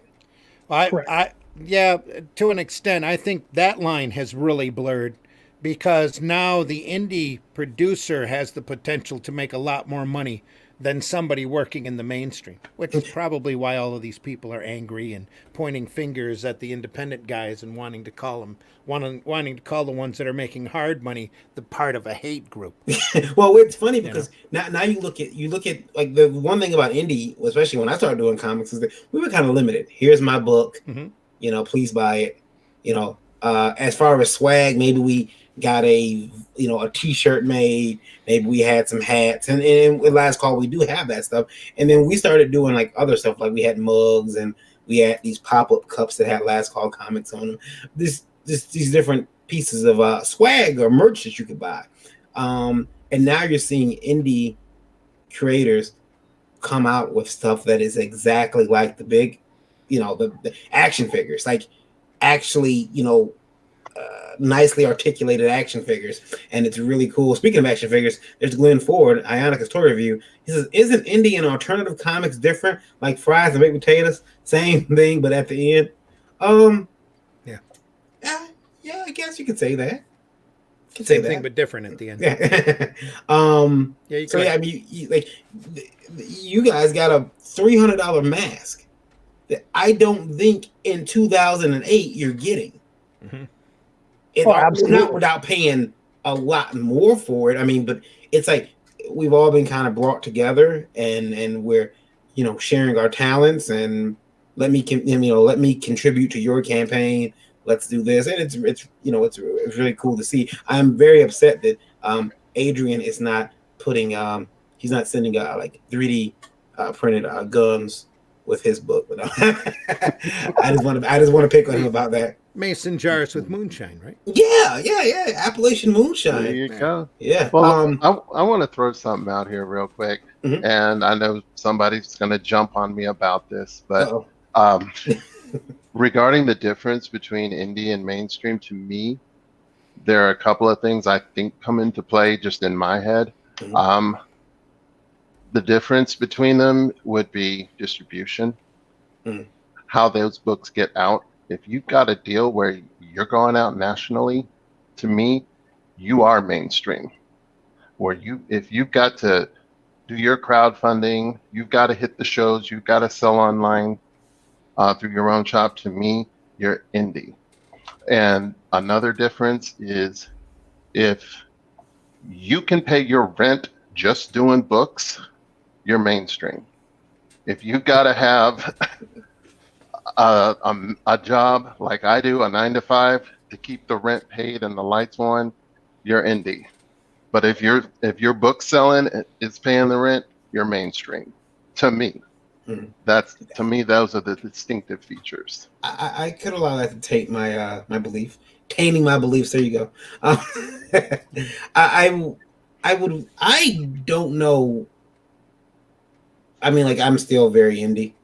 I feel like I mean, even though we we get up to, what is it now, Randy? Right now we're at 76,000 people listening. 76,000. Which Can you is imagine that? Unbelievable. Wrap your head around that for a second. I still feel that we are very indie. You can't even get 76,000 people in a single stadium anymore. and I'm saying, because I'm like, we got them right here. I like all you people to get off Indie Vote Radio and go like the YouTube. There, that'll be fine. Yeah. Please, but please, if you can, go to the YouTube, to the Indie Volt channel, and subscribe, because we want to be at the mercy of YouTube and worried about monetization, be able to take super chats so that we can pay for our extra bandwidth. Yeah. So go over to YouTube and subscribe to Indie Volt and hit that bell for notifications. And we like to have midnight emergency meetings about a video being demonetized because someone dropped the F-bomb. We have that already. Yeah. We'd rather do it when we're worried about money. Lola's using her new vape pen. I see her over there. She thinks she's slick. But we caught her. Using her new vape pen. Yeah, she froze for a second, but that's because she's using her vape pen. She thinks she's slick. She's quitting. She's giving up smoking. But seriously, to counter Adrian, and I don't mean to argue with you at all. No, it's all good. But we shouldn't define independent by poverty. Call them names. You know, if we were to look at some of these crowdfunding campaigns that have come up, they're more than paying their bills and keeping their lights on. But I honestly consider them to be independent, because they're not reliant on the mainstream. They're not reliant on Diamond. They're not reliant on the retail shops in order to make their money, but they make money. Some of these guys are making hard bank. And I honestly consider them to be very independent and off on their own. Mm-hmm. Yeah, Zim, I definitely like your split of saying you've got mainstream publishers, alternative or independent publishers, and then independent creators. I like how you kind of split that a little bit, because, like you said, if you are somebody that you don't have an editor over top of you, like at a publisher, you're an independent creator. Mm-hmm. You may have a editor above you at a publisher, but you're not going to be in the mainstream. You're an alternative publisher. I like how you kind of split it into 3 categories instead of just mainstream and indie. And you can't really be independent if somebody's taking a percentage of your work, you know, of the rewards from your work. That's what I meant to say. If you've got a publisher out there that's taking, even if it's 20% or 40%, they're an alternative publisher. You're really working for an alternative publisher. I will say this: even though you own your own IP. If someone takes 100% of your work, like you may be married, and you should check, because someone take 100% of what was due to you. I've had that happen. 100% of your work. Yeah. You're gonna get 100% of her shoe in a minute. Unfortunately, I'm not wearing any shoes. Yeah, she's not wearing any shoes. See, where's that guy? The flip flops are handy. Yeah, you could have took a picture and got yourself some. Yeah, she's earning her tips right now. Okay. There you go. I'm just gonna get a camera and put it underneath my desk. Oh, that's gross. Oh. You want to see my feet? Send me $10. Click. Oh God. There's my feet. Click. That's exactly what this show needs. Ralph says, fetish cam. And then is that the pussy? Okay. Lola has a pen. No, I finished that one today, bro. Yeah, it's called, the name of the flavor was pink pussy, but it was actually a cat, and because Lola's a pervert. She's like, look at my pen. But it did say that. And I actually got a new one. What is it? Chew or bubble gum? I got triple threat written. Triple threat is what it's called. So she's giving him smoking, and that's why she hopped on these vape pens. And she has dropped down to she was at 4 to 5 cigarettes a day. Now she's about 5 to 6 cigarettes a day. Now she's at 2. So Glenn Ford says blunt object thrown always works. But I don't know. You'll just catch it and smoke it if it's a yeah. One object will be. Katrina said the big house holds 113,065 people varying new goal. Yeah. I mean, It is. It is. No, that's when people have to pay. Yeah, because that's when I have to pay more. We are starting something though, and I'm going to get back around to you guys' campaigns and books. But we are starting something on the network. I'm celebrating the fact that we are reaching so many different people, and we are reaching a global audience now. We're going to open up advertising on Indie Boat Radio again to people, because we have people. The network plays these talks, but it also plays music, and there's room for commercials in between those music breaks. So we are opening up the radio to take ads in again, and I think we're gonna do it very, very cheap. Not very cheap, but cheap enough to where everyone can afford, to get in there. It's gonna be affordable. And the threat is, if you don't get enough people advertising on the radio station, you're going to take the expense, buy that ASCAP license, just so you can play Barry Manilow and Nickelback. Oh yeah. I will make a 24-hour Nickelback station, and I'm telling you, man, it'll be like my 2000s playlist, which I'm telling you right now is all Linkin Park. Do you like Coldplay? We can play Coldplay. I used to rule the world. I'll play Coldplay. I'll play Linkin Park, Limp Bizkit. It'll be early 2000s in this bad boy. Forever. So believe him, you want to advertise on Indie Volt Radio just to keep the ears from bleeding. Yeah, we're gonna The problem with all that is I have the radio. Yeah, she has to do all the radio programs. She programs. Yeah. So that's but yeah, definitely want to get on that, and I'll make sure I post some updates about that on my Facebook and the Indie Boat Facebook for those who might be interested. She may have access to every Elvis Presley record you never want to hear again. Yeah, we ain't gonna be live. Just telling you. Glenn is heading off to work. Or he's got to go to work. Have a good night, Glenn. Have a good night, buddy. Meredith says, "Don't be hating on Nickelback. Look at this photograph." Every time I do it makes me laugh. And Katrina says, "I like Barry Manilow and Nickelback and Linkin Park. Spell Linkin Park wrong. We all have our guilty pleasures. Do you like the city? I love Linkin Park. I was a. You like that city? Huh? You like the city? No, I'm not talking about. No, I don't like the city. The cities. That's how you get arrested. No, if you go back and look at you type in MTV $2 bill tour, Linkin Park on YouTube, and look at the crowd when they're moving around the camera. In this, how can I put this delicately? In this Indie Volt, you're gonna put anything delicately? Come on. I'll put it this way. Have you ever seen a grown man naked? What? No. There's this little area of the crowd that looks like no one's standing there, and it's me. And it's like you pan over the crowd. It's a sea of mainly white kids, and this one little black guy, and that little black guy is me at the Linkin Park, and I was like, yeah, these guys rock, and that's me. So I'm like it's like imagine that last Cocoa Puff in a sea, like in the bowl, the last one, and you're just floating there. That was me at a Linkin Park concert. I love Linkin Park, but the city in Michigan can go screw itself because they got cops who pull you over for being the only Cocoa Puff in that cereal bowl and beat the shit out of you too. I just drive around it. That and Allen Park. Oof. Anyway, Allen Park. Yeah, Allen Park is rough.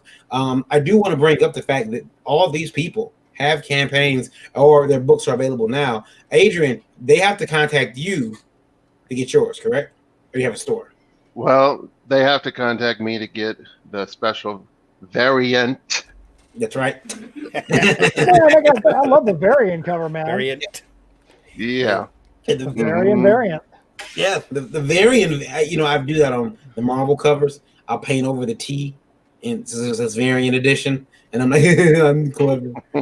So they have to contact you for the variant edition, but they can get the other one from a couple different online providers: Target, Walmart, Barnes and Noble, and Amazon. You said Amazon too, right? Amazon, yes. Cool. And how much does it retail for?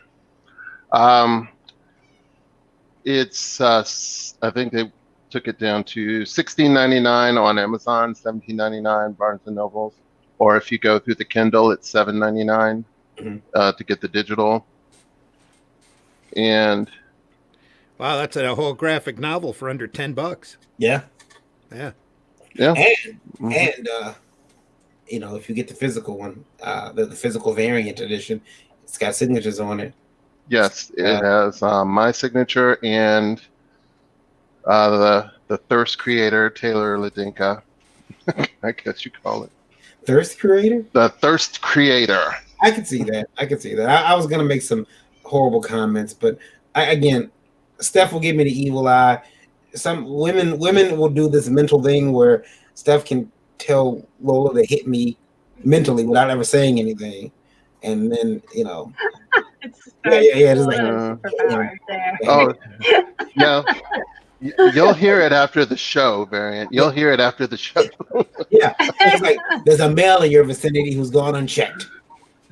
Zim and I are going to be sitting here. We're going to see Lola get up and just drop kick Variant, and Steph's going to be like, "That's what I was telling her." That won't be a drop kick. It'll be a hard slap. Yeah.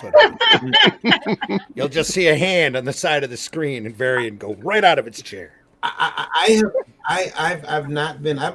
only been hit. I've only been struck a few times. And trust me, I throw comments like all the time. Like, if I don't like something, it's instantly like whatever it is. I don't like. If she says something, instantly whatever that is, and your daddy.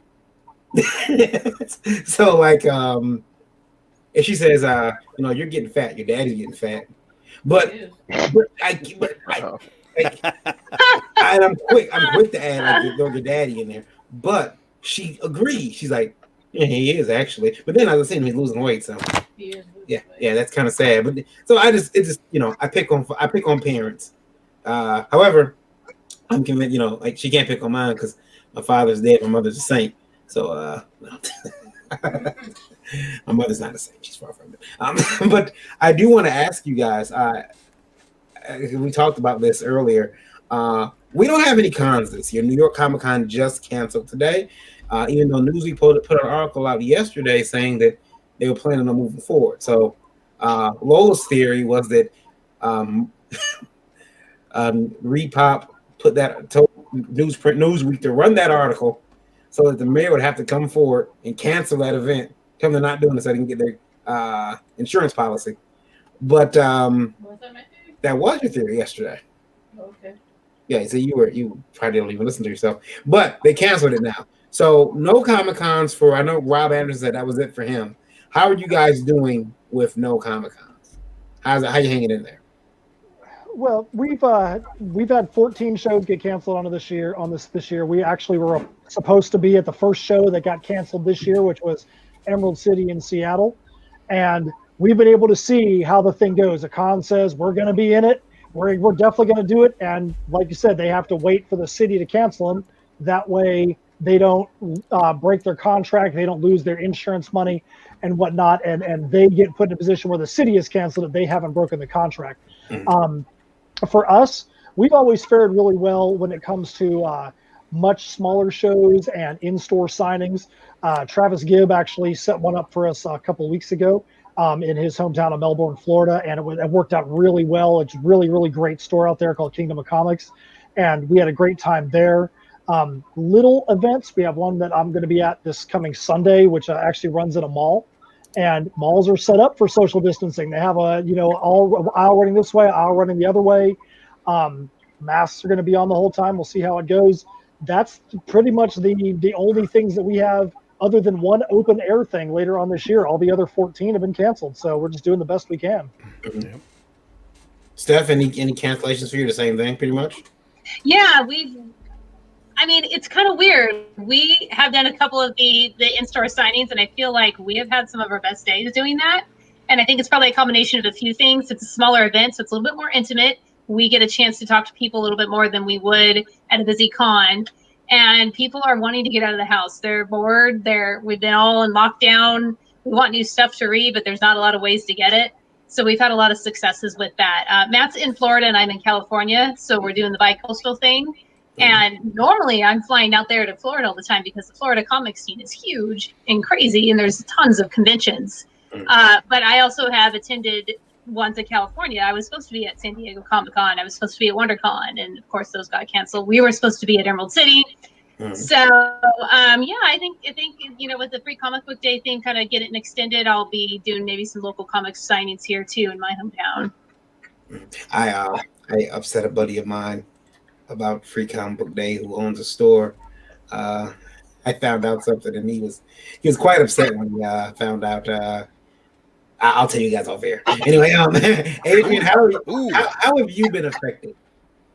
Well, I haven't been able to schedule any conventions, which is kind of tough. But at the same time, with Appalachian Assassin, this is my first dealing with a publisher where it's not just my company working through someone else, another entity who's actually helping me with marketing. So I haven't really felt the pinch economically. The sales have actually been pretty good for not going to conventions. I would still much rather be out there, though. In fact, I'm really, really looking forward to being out there with a book like this and my other stuff. But I'm doing okay. I'm making it. At least no one, the indie industry never did pencil down. We never did pencils down. We're still drawing. From Indie Boat Radio, and this is from Chris. Chris says, "Christ, how many Stephanies are writers in comics?" I can make a 4, including Steph Cannon here. I can make a 4, and all 4 of them are talented. Well, there's only one Steph Cannon, and I go by Steph. So that's how you can differentiate me from the other talented Stephanies out there, who I'm sure are also wonderful and lovely as well. Yeah, well, it's like it's. I think that there are certain names. I remember when I went to school, everyone's name was Mike. Yeah. So you have to be careful because you're like, I'm gonna kick Mike's ass, and it's like, wait, not you, you're too big.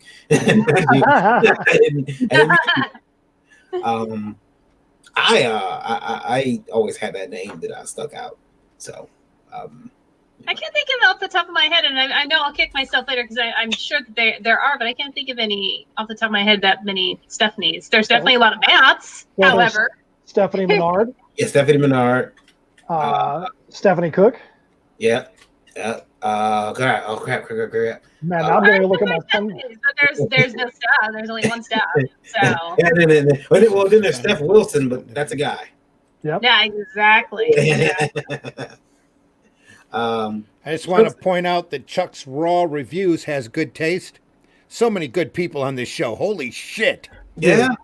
Chuck is good people too, man. He just put up a review of Tales from Nocturnia 1 and 2 with his other half, Wendy, the other night, and he freaking killed it. They are a great pair. When he gets her on the camera with him and she gets to be his foil, they do a great job, man. They did a bang up review of our stuff. Was really, really thankful for that. And that's a YouTube channel?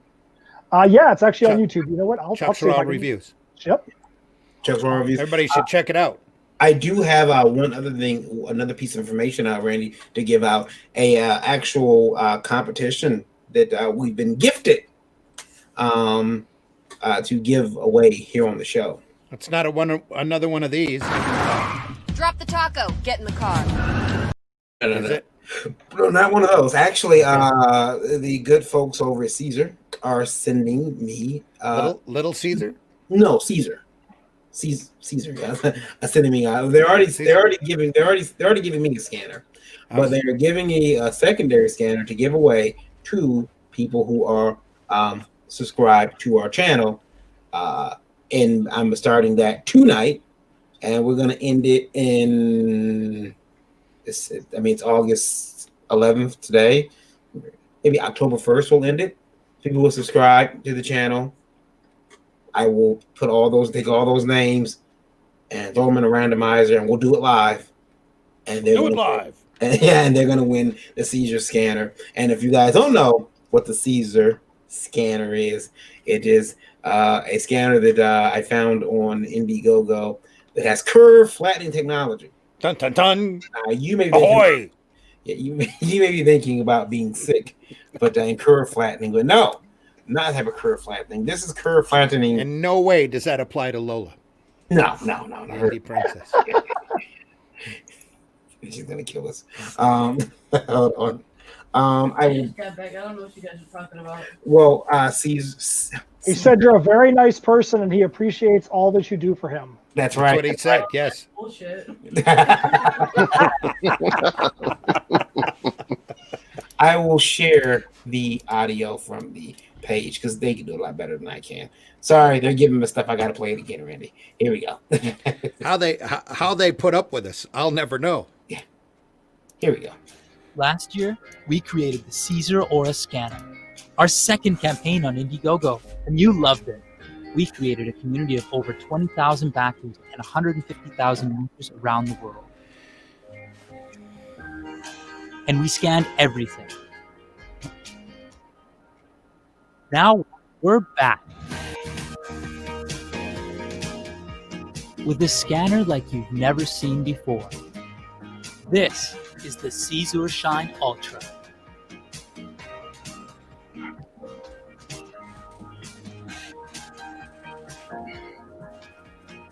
Our new, super portable, adjustable scanner with our most advanced tech yet. With 13 full-size megapixels and 340 dpi, which means you get superior quality scans every time. The Caesar Shine Ultra features the patented curve flatten technology, which means you can scan anything, and it will give you absolutely flat scans, with colors that are more vivid than ever before. But where the Caesar Shine really shines is how it makes scanning simple. It's completely powered by your laptop, so no extra cables needed. It recognizes more than 180 languages. It's super fast, whether you need to scan one document or 100, with the blazing speed of scanning one page each second. And it's super portable. Carry it with you in your backpack and you have the power to scan on the go anywhere. And the Caesar Shine is also capable of recording video while scanning, so you can use it in your presentations. And the adjustable height ensures that you catch the smallest details. What? We've worked hard on perfecting the most portable and advanced scanner yet. Back us and be the first to enjoy the Caesar Shine Ultra.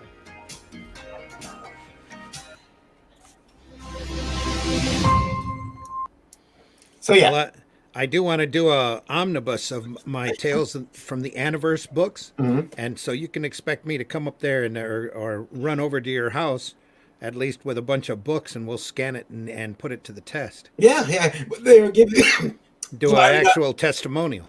I've got one coming for use for doing the reviews of comics, but they're sending me another one to give away to subscribers of the channel. So if you guys want an opportunity to win that thing instead of having to go pay the $250 they're going to be asking for it, you can do so by subscribing to the channel. And in October, I'm going to pull the names of subscribers. So I'm going to randomize your live, and we're going to get us a winner. You can't win if you don't subscribe. So it's very simple. Ralph, I'm still waiting for my Vicky Volt naming contest. No prize. The whole thing was it was a no prize. Ralph. I actually, me and Lola had a hard time getting out to the post office. Our local post office is keeping their own hours. Ralph, you've already received that. They sent it out a long time ago. It's been in your mailbox forever. That's right, just sitting there. Yep, just sitting there. It's an air guitar. You didn't get it, but no, there's I've gone to the post office at like 11 and they're closed. And you go back the next day and like, okay, well, I'll catch them at 2 o'clock. And you go at 2 o'clock and they're closed. They're keeping their own hours. It is the weirdest thing. It has really disrupted my ability to send stuff off. It's all them wild lunches they keep having.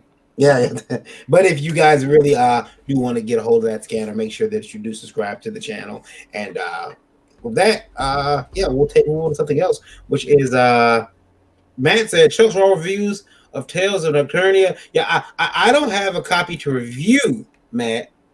Hey, we're have to fix that, man. We're have to fix that.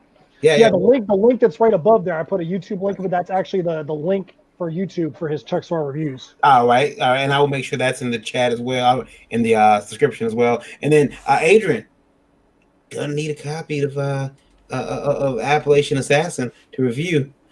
You can't not let me review it. There's no review embargo, is there? I sent a digital copy to your lovely wife. I know she has one. I don't want to take it from her and review it. Is it okay if we review it? By all means. All right. Please do.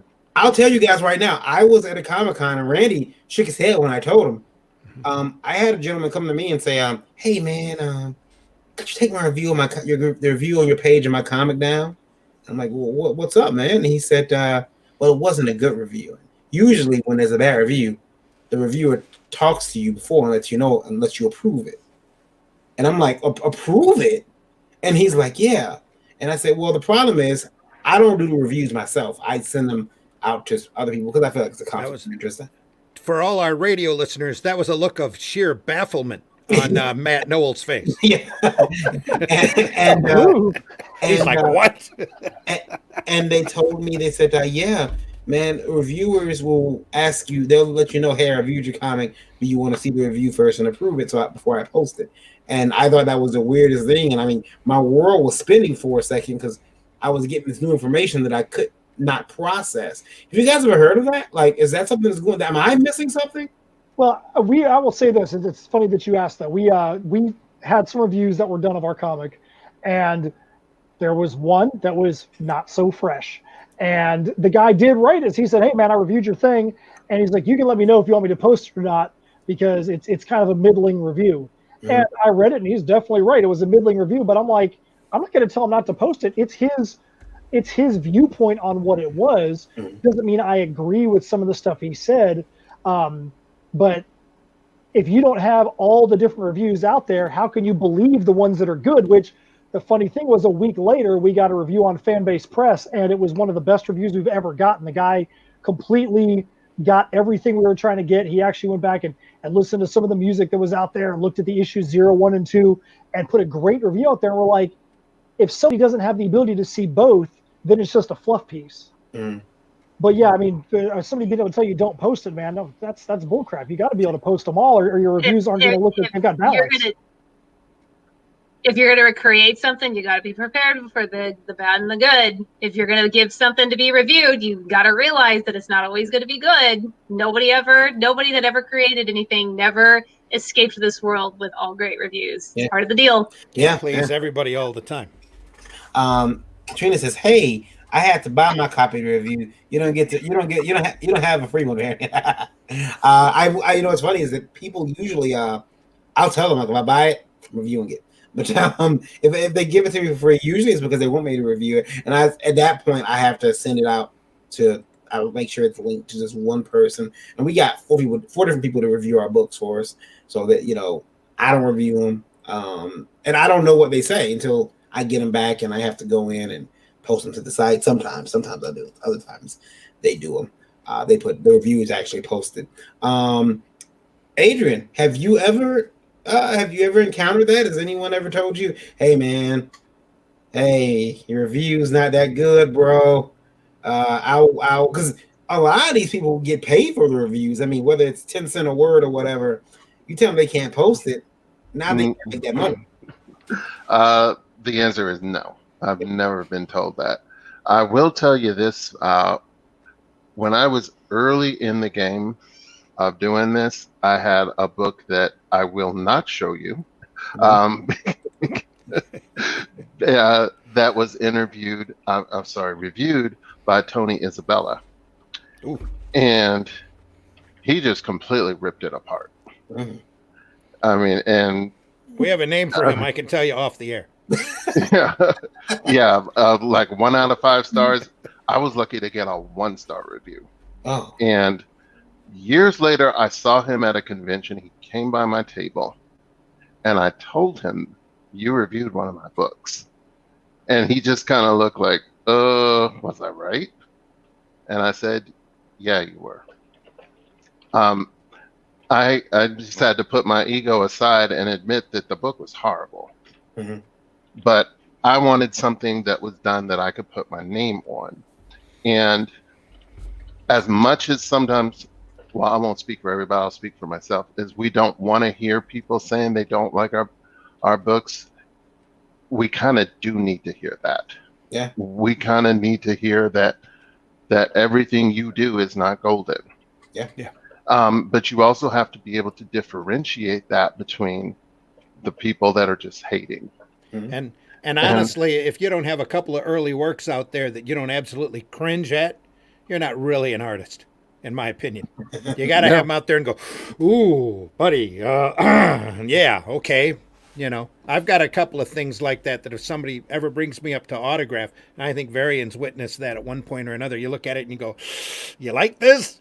Yeah. Cool. Let me sign that for you." I've watched him. Thanks for liking it. I wrote an editorial that was not well received. I'm gonna post it again though. I wrote an editorial on indievote.com called "I've Seen Better from You," and it was a quick story, and I'll get a quick version of it here because we're getting ready to wrap up. But when I was a kid, I would draw pictures, and I remember running to my parents' bedroom, and my mother would be at work, so my dad would be there, and I interrupt whatever basketball game he was watching to show him this picture, stick it in front of his face, and he will look at it. Yeah, this is good. Well, one day he didn't say this is good.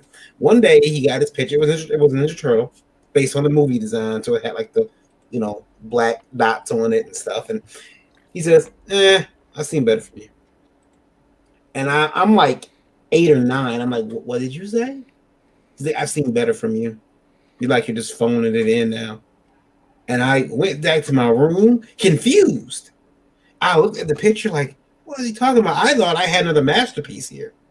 Redid the photo, brought it back to him. He says, I think it was better the other way now. I'm like, what the hell? So I went back. I redrew the picture 3 times, and I could not get this man's approval. My mother comes in from work. I'm like, "Mom, what do you think?" "Oh, that's good. That's real good. Look at that. That looks so real. I love the way you do eyes. They look good." And I'm like, "Yeah, that's more like it." What the hell is his problem? Well, it was years later when he told me, "Oh, I thought the picture was good, but I wasn't going to tell you that so you could stop practicing, stop getting better.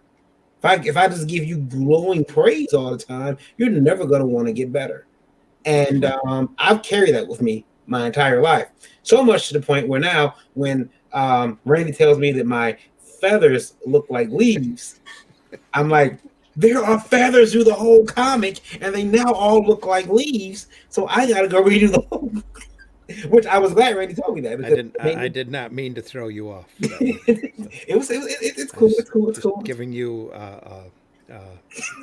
critique. That's yeah. Now when Randy gives me critiques, he looks over my shoulder to see. Looks like, that looks really good. Yeah. Now I'll know next time I see your stuff. I've seen better. Yeah.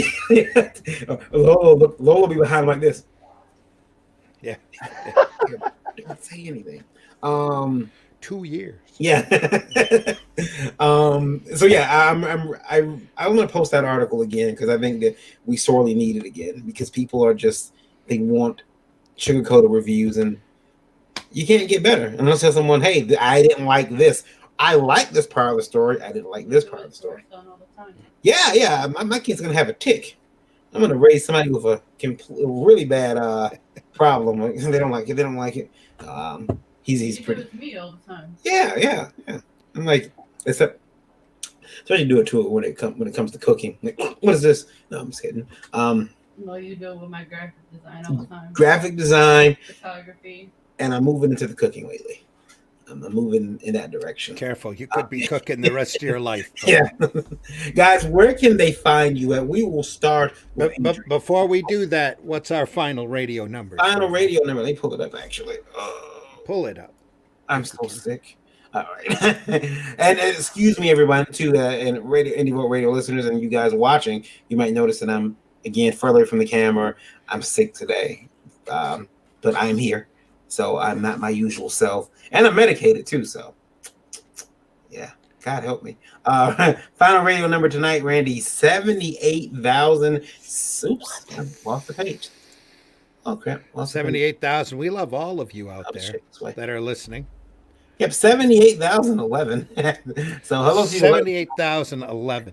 I need to write that down. Ding, I ding. want to thank all you guys for listening. Especially want to thank our two sponsors, Del Taco. And we love you, Del Taco. Yeah, Del Taco. You need to put some restaurants up here in Flint, though. That's all. That's all I can say. I have to drive 2 hours in order to get to a Del Taco. And Stamps.com. I'm telling you right now, everyone here knows you're putting out comics, you got to do them yourself. Stamps.com saves you a lot of time because you can get a free scanner right now. They send you a free bundle of paper to try. And they even let you print media mail, and they give you a tracking number with media mail. You try walking in the post office and doing that, no go. Stamps.com, you get tracking number media mail, so you know when your packages arrive. If you're shipping a comic, you can use media mail as long as it doesn't have ads in there. Anyway, though, you can go to stamps.com/IndieVote, and they will give you a nice little discount on that on signing up. And if you're an independent publisher that ships from home, stamps.com is definitely your friend. Yeah, and I do a lot of shipping from home. So, and as well as privacy.com. Privacy.com is if you don't like putting your credit card information on crowdfunding campaigns that you don't trust, if you're gonna wake up that one day, flip on the news and see where massive hack at Indiegogo, credit card numbers revealed to everyone. Well, you can use privacy.com. It's a virtual credit card you can upload money to, and you can use it around the web. You can use it for Lyft, Uber, Uber Eats, Postmates, whatever you want to use it for. You can your credit card information is safe. If that card gets hacked, well, it's on the internet. It's going to be safe. So check that out too. Privacy.com/IndieVote. Now, with that being said, Randy, time to go. Yeah, we can get out of here. So we're going to start with Adrian. Adrian, where can they find you at, sir? You can find us at JerichoProjects.com. If you go there, look at the merchandise section. Everything that I've done that's for sale is there on JerichoProjects.com and Facebook, Facebook, Instagram, Twitter at JerichoProjects.com. Sweet. Steph, where can they find you? Right now, you can find our Kickstarter at tinyurl.com/TFN1-3, or I think it's talesfromnocturnity.com. They can still go to, right, Matt? My personal Twitter is SCannonComics. My personal Instagram is Comic Writer Steph. And I will let Matt tell you about where you can find InSim. Yeah, if you go to InsymmetryCreations.com, which is INSYMMETRY creations.com, you can get our basic calendar of everything that we do. You can go to /InSim on Facebook, /InSim Creations on Twitter. And like Steph said, we definitely want you to go and check out tinyurl.com /TFN1-3 for the Kickstarter campaign. It ends on Sunday. Steph and I will do a live stream from 9 to 10 Eastern. On Sunday, we are well known to give incentives for people that either are new backers or people that increase their backing. We'll put you into a drawing that we'll do after the campaign for another little incentive that you can get.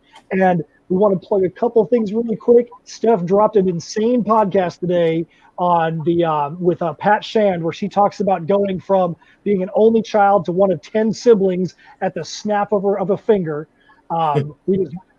True story.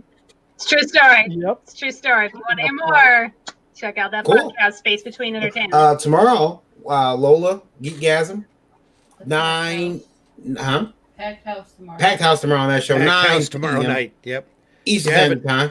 If you haven't listened to Geekgasm, it's a little bit more adult oriented, wouldn't you say? Oh yeah, yeah. And definitely more female oriented than this show. So not that we don't have fantastic women on this show. Just raunchy. Okay, raunchy. Yeah. Me, I'm Randy Zimmerman. You can find me on Facebook. You can find me on Twitter. I don't twit very often, but you'll find me on Twitter under Randy Zim. I'm also part of the Zim Geek, or I also do the Zim Geek channel over on YouTube. It's ZIMMGEEK. Plus, I'm here on the Indie Volt podcast on Tuesday nights and the Breakfast Buzz on Thursday morning. That's right. And of course, I'll be, I'm Variant Grant, KYD_V on Facebook and Twitter, all those fine social media places. You can find me there. Make sure you tune in Saturday for Devil's Advocate. He doesn't have one this week, does he? You can run that one. Yeah, but you can also contact him there at the indiedevil@gmail.com. And that's on Saturday at 9? Yep, Saturday at 9 p.m. Until then, guys, though, make sure that you check us out on Indie Volt Radio through Google Play or Streamer, or through Alexa, which is going to freak out because I said her name. But she didn't. Sweet. Yep. And Indie Volt TV on Roku, which is also free, independent movies, content, some exclusive stuff that you won't see even on our YouTube channel. And don't forget to send us your comments, questions, anything that has to do with genre entertainment, comic books, independent books, whatever you want to talk to us about. You can send that care of Indie Volt Live at indievolt.com. Please include Indie Volt Live in your subject line, and please keep those emails to 90 words or less, or Varian will have a very hard time typing them up on a card. No question is too silly. No question is too serious, because remember, our feedback will be better because of your setback. Hashtag get an education. Hashtag Indie Volt. Good night, everybody. We'll see you later. Take care, everybody. Have a good night. You guys can hang out. We're gonna end the live stream. Yeah, we're just gonna end the live stream.